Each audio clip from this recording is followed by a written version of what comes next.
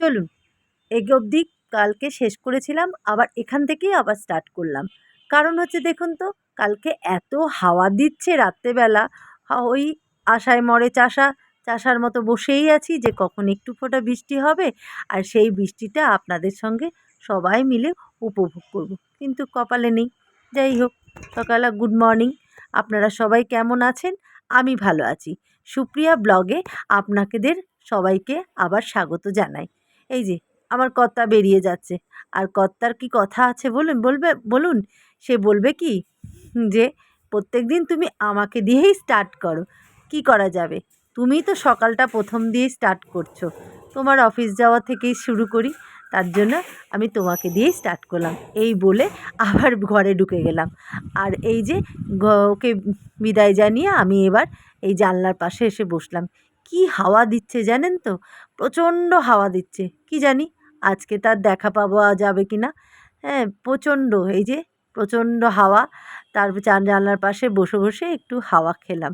যাক, অনেক কাজ করতে হবে, যাই ব্রেকফাস্টটা করে নিই।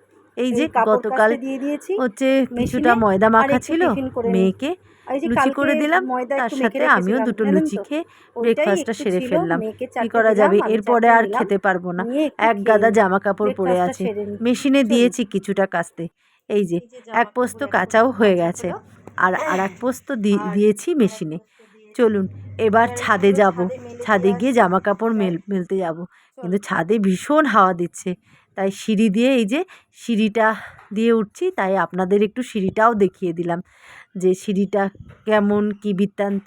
হাওয়া দিচ্ছে কিন্তু রোদ্দুরও আছে, প্রচণ্ড হাওয়া দিচ্ছে। দেখুন না কি অবস্থা, যেন মানে ওলট পালট করে দিচ্ছে। এদিকে এত হাওয়া দিচ্ছে যে চোখ খুলেই থাকাতে পারছি না। আমার আগে যে একজন দিয়ে গেছে, দেখুন কি অবস্থা, তার চাদর জামা কাপড় এদিক থেকে ওদিক পুরো ওলট পালট খাচ্ছে। আর পুরো কি অবস্থা দেখছেন, তাকানো যাচ্ছে না। আর এদিকে আমার পেছন আমার নন্দায়ও উঠে এসছে। নন্দাই আমাকে বলছে না আজকে হবেই বৃষ্টি। তা আমি বলছি দাঁড়াও, হ্যাঁ আজকে বৃষ্টি হবে, আমরা আশায় চাষা মরছি, সব আগে হোক তারপরে দেখা যাবে। নন্দায়ও ছাদে উঠে তার জামা কাপড়গুলো মেলছে। আসলে জানেন তো, আমার ছোটো ননদ আর নন্দাই তার মেয়ে আমাদের ফ্ল্যাটেই নিচেই থাকে। অবশ্য ওটা ওদের নিজেরও ফ্ল্যাট, নিজে কিনেছে ফ্ল্যাটটা, নিচে থাকে, তাই ছাদে উপরে উঠে এসছে। উঠে এসে এই যে নন্দাই ঠাকুরের বাসন হয়তো ধুচ্ছে, আর আমি এই যে জামা কাপড়, অনেক দিন পর উঠলাম। এই গরমে না ছাদে উঠতে পারিনি, এত রোদ্দুর আর এত তাত।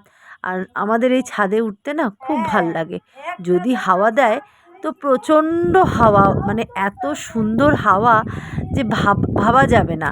আর কখন যে টাইমটা পাস হয়ে যায় কেউ বুঝতেও পারবে না।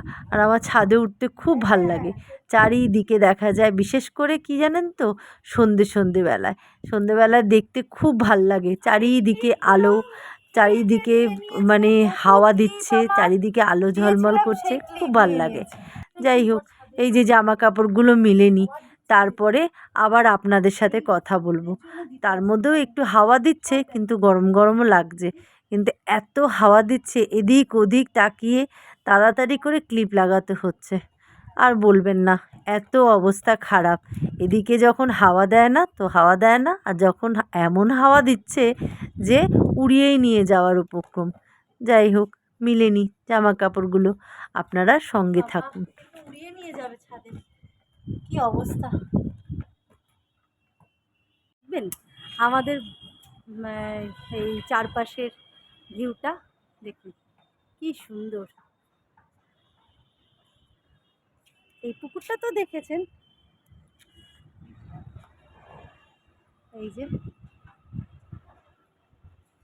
চলুন আরেকটা ভিউ দেখাই।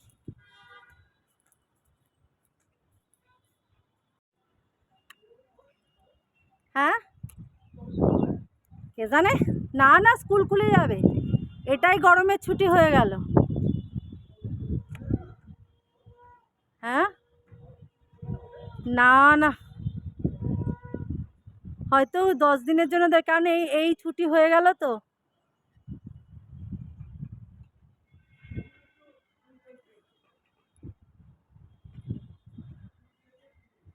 চলুন আবার নিচে চলে এলাম। তারপরে আর দুপুরে করা হয়নি। এই যে সন্ধেবেলা হঠাৎ হঠাৎ করে মেঘ চমকালো, হঠাৎ দেখছি তার আগমন হয়েছে। যাই হোক, অবশেষে তার দেখা মিলল। আর কি, এখানেই তাহলে শেষ করি। সবাই ভালো থাকবেন, সুস্থ থাকবেন। আর আমার ভিডিওটি যদি ভালো লাগে তাহলে একটা লাইক করবেন, আর ভিডিওটি ছেড়ে যাওয়ার আগে অতি অবশ্যই সাবস্ক্রাইব করবেন। আর এবার তাহলে বৃষ্টি সবাই মিলে অনুভব করুন আর আনন্দ নিন। তাহলে রাখি, গুড নাইট।